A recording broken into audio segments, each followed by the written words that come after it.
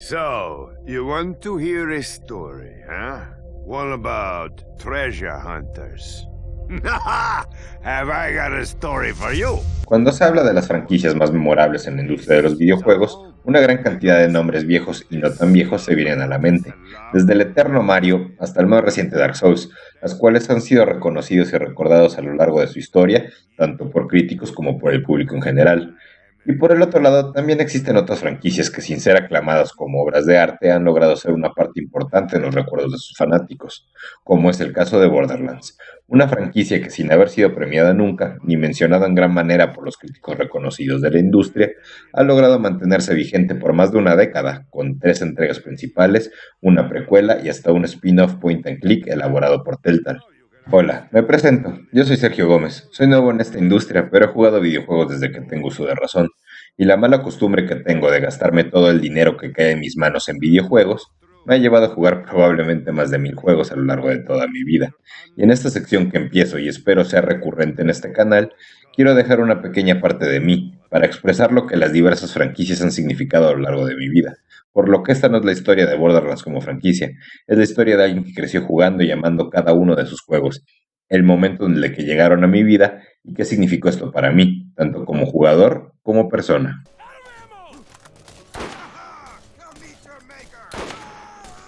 Corría el año 2009. La Organización Mundial de la Salud (OMS) elevó al máximo el nivel de alerta por la gripe H1N1, considerada como la primera pandemia del siglo XXI. Barack Obama, de 47 años, se convierte en el primer presidente negro de Estados Unidos y celebra el triunfo de la esperanza sobre el miedo, en momentos en que Estados Unidos se ve confrontado a 2 guerras y a una crisis económica de gran magnitud.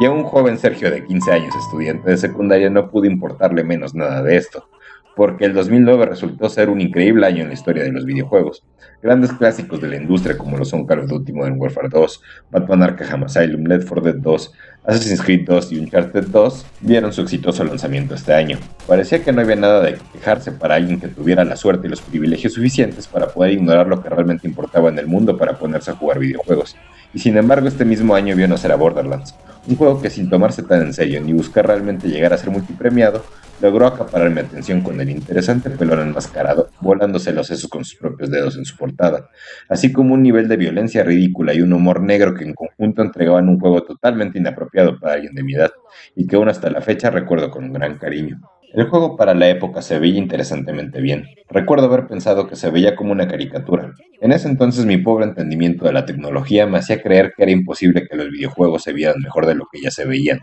Y hoy en día, inclusive viendo la versión remasterizada en 4K, aunque ha envejecido sorpresivamente bien, el tiempo ha logrado convertir esos colores que en mi mente se veían tan vívidos en una serie de colores deslavados, sobre todo comparándolo con todos los Borderlands posteriores. En cuanto a jugabilidad, recuerdo haber quedado genuinamente sorprendido con la cantidad ridícula de armas, así como con el flujo del juego, en el cual sentías que subir de nivel genuinamente te hacía más poderoso. Veía con miedo a los enemigos de niveles más altos que yo, mientras que miraba con genuino menosprecio a los enemigos con niveles muy por debajo del mío. Eso, combinado con la capacidad de usar vehículos en un mundo semiabierto lleno de misiones y personajes ridículos, me mantuvieron jugándolo hasta que me convertí genuinamente en un supersoldado, con armas sacadas de los sueños más salvajes que pudo haber tenido jamás. Todo eso formó en mí increíbles recuerdos, pese a haberlo jugado completamente solo, ya que ninguno de mis amigos tenía PlayStation 3, que fue la consola en la que yo jugué este título. Viéndolo en retrospectiva, Borderlands fue un juego donde sus creadores experimentaron mucho. Se me hace obvio que ya tenían una noción de lo que querían lograr, pero comparado con los juegos posteriores, estaba apenas en pañales. Se nota mucho más influencia en otro tipo de juegos RPG, tanto occidentales como orientales, que a veces se reducía a correr en círculos de un enemigo solo para voltear de vez en cuando para bajarle un poquito de su vida, hasta que pereciera. Sin embargo, grandes mecánicas como la posibilidad de revivir matando a un enemigo rápidamente, o las habilidades distintivas de sus diversos personajes, así como una personalización amplia de escudos y armas, lograron cimentar un género que ayudaría a la industria a evolucionar, así como a crear una franquicia la cual apenas estaba dando sus primeros pasos.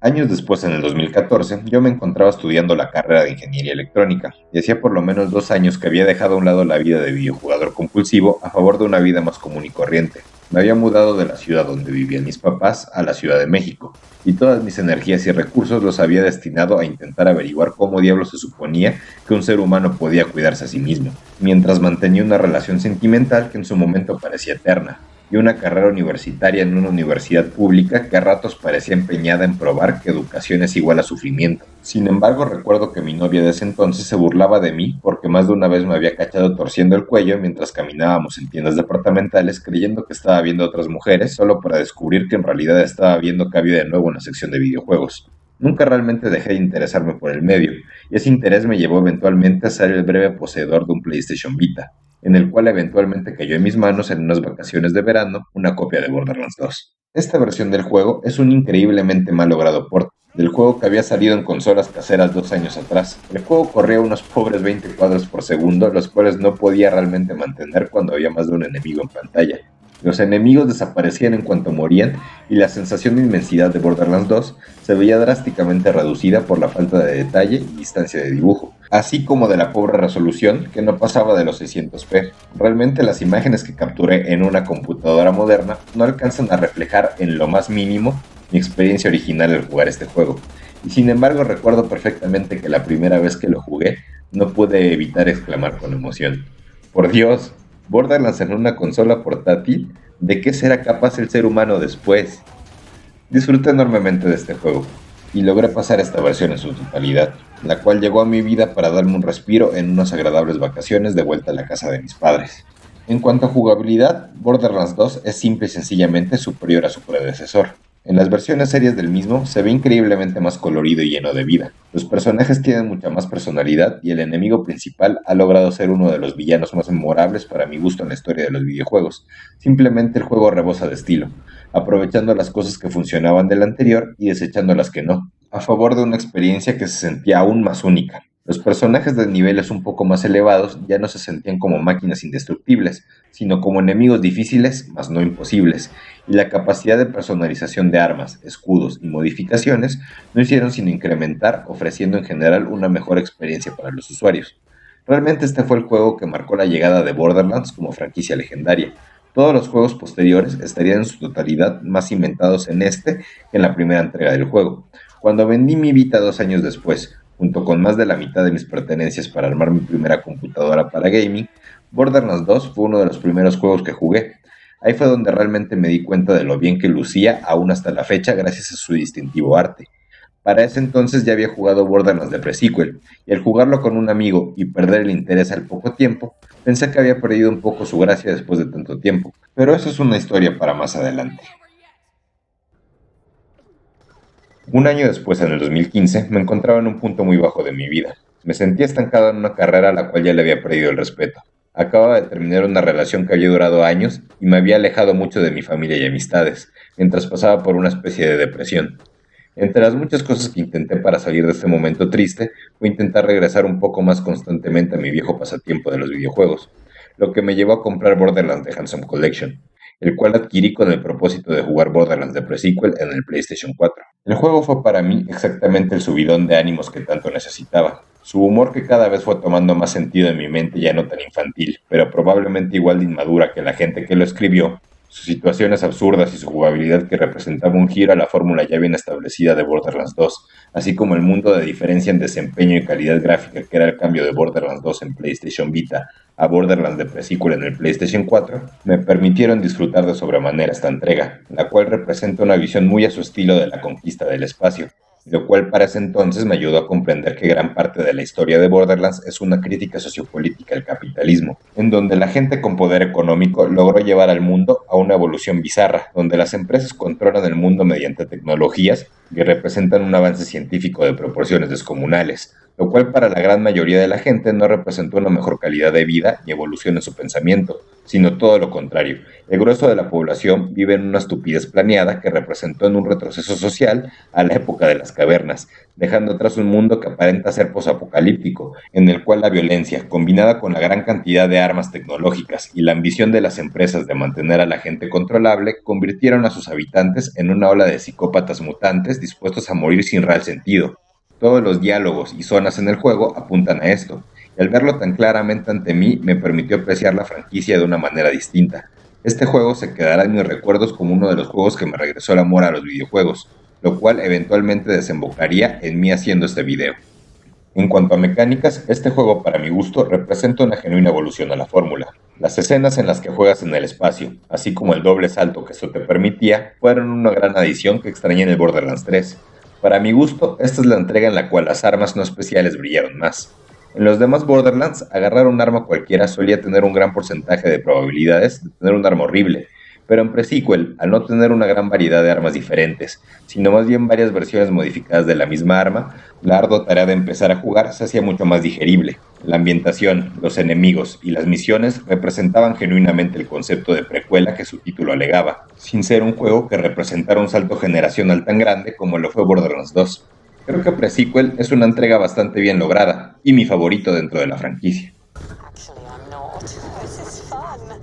Esto nos lleva al año 2019, después de todo este tiempo, lo cual en mi vida implicó el término de la carrera universitaria y varios cursos que espero me lleven algún día a cumplir mi sueño de ser un desarrollador de videojuegos, así como descubrir una pasión por el hardware, que me ha llevado hasta la fecha a construir varias computadoras de gaming. Es en este año que Gearbox nos otorgó una nueva entrega, la cual se vio envuelta en una polémica absurda muy acorde a la época respecto a su exclusividad con la Epic Store, así como una pobre optimización para todas las plataformas, que parece un poco inexplicable, dado sus gráficos caricaturescos, los cuales a simple vista no parecen ser mucho mejores a las anteriores entregas, aunque una mejor comparativa muestran una mejora visual clara, aunque no sustancial. Cabe mencionar que al menos en su versión de PC han mejorado drásticamente la optimización desde su lanzamiento.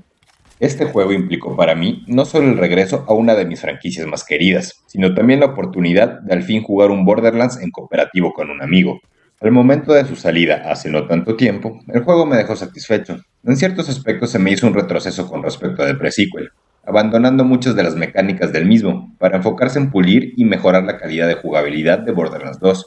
lo cual se presenta en una buena cantidad, desde un incremento en la cantidad de armas, lo cual quizás no representó una mejora absoluta en la calidad de las mismas, una mejora en la movilidad vertical y el regreso a manera de tributo de todos los personajes de la franquicia, fueron características que demostraron que más que una secuela clara de los anteriores juegos, Borderlands 3 es un tributo a los mismos, lo cual puede quizás ser señalado como poco propositivo, pero sin embargo, el regreso a las viejas mecánicas, así como el humor, resultaron ser suficientes para dejarme satisfecho por un rato, pero al final terminé abandonándolo a la mitad del juego. Hasta hace poco que la compleja situación que estamos viviendo en el mundo me orilló a terminarlo, esta vez de manera solitaria nuevamente, lo cual me llevó a darme cuenta que aunque es un juego hecho para jugarse de manera cooperativa, y quizás esa es la manera correcta de ser jugado, para mí, Borderlands por la manera en la que lo viví, no trata de un grupo de mercenarios que trabajan juntos para salvar el mundo, sino de un solitario mercenario desquiciado y violento, en su viaje por convertirse en un supersoldado invencible, capaz de derrotar a quien sea, en un mundo en ruinas en el cual los sobrevivientes, en vez de sufrir la desdicha en la que viven, le perdieron la importancia al valor de la vida, y aparentan estar satisfechos con ello. Puede sonar raro, pero al jugarlo solo nuevamente, el juego terminó de hacer clic para mí, cumpliendo su objetivo principal de regresar al verdadero fanático de la serie a un mundo que no se siente nuevo, sino más bien familiar, un mundo divertido y delirante al cual espero regresar en el futuro no muy lejano.